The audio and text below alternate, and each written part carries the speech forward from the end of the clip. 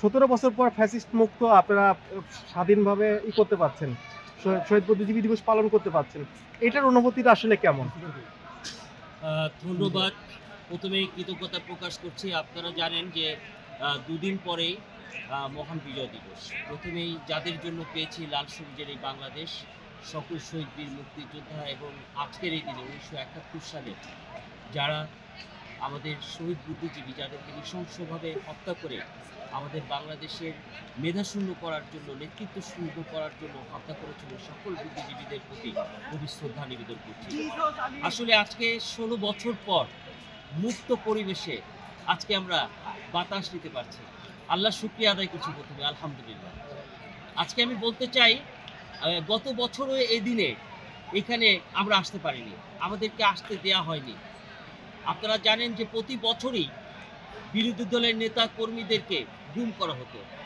যার মতের বাইরে গেলে সে যদি সরকারি দলই করতো, অর্থাৎ ছাত্রলীগ বা আওয়ামী লীগও করতো বা স্বেচ্ছাসেবক লীগ করতো, তারাও কিন্তু এই বর্তমান তৎকালীন বিরোধী দলের তাদের মতের একটু বাইরে গেলে তাদেরকেও গুম করেছে। যেমন মোয়াজ্জেম হোসেন তপুর নামে রমনা থানা ছাত্রলীগের সভাপতি, তাকেও গুম করেছিল। তার মা সালেহা বেগম কাঁদতে কাঁদতে আজও অন্ধ হয়ে গেছে। সেই কুষ্টিয়া জেলা স্বেচ্ছাসেবক লীগের সাধারণ সম্পাদক সবুজ, তাকেও গুম করা হয়েছিল। আপনারা জানেন আজও এম ইলিয়াস আলী, চৌধুরী আলম, সাজুদুল ইসলাম সুমন ফেরিনি। আপনারা গত 10ই ডিসেম্বর আন্তর্জাতিক মানবাধিকার দিবসে আপনারা দেখেছেন কিভাবে সারা বাংলাদেশের হাজার হাজার নির্যাতিত নিপীড়িত মানুষের সেই অংশগ্রহণ, স্বতঃস্ফূর্ত অংশগ্রহণ। কারো হাত ছিল না, কারো পা ছিল না, কারো চোখ ছিল না, তারা সেখানে প্রতিবাদ করেছে। আজকে আমরা এই শহীদ বুদ্ধিজীবীর ব্যক্তিতে এই 16 বছর পরে এই মুক্ত পরিবেশে আসতে পেরে আমরা সত্যি আনন্দিত। তবে আমরা এখনো মনে করি দেশে একটি রাষ্ট্রীয় এবং আন্তর্জাতিক ষড়যন্ত্র চক্রান্ত চলছে।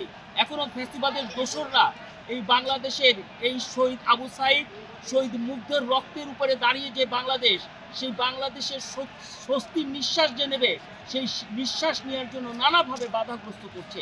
আমরা প্রত্যাশা করছি অন্তর্বর্তীকালীন সরকারের প্রধান উপদেষ্টার কাছে অচিরেই এই দোসরদেরকে উপড়ে ফেলবে। এবং আপনারা দেখছেন আমার পাশে যারা রয়েছেন, হৃদয় পতাকা দোসরা মার্চের সভাপতি শাহনাজ সুলতানা, সাংগঠনিক সম্পাদক জাহাঙ্গীর আলম এবং আমার পাশে প্রধান উপদেষ্টা S M Shamsul Alam Nixon.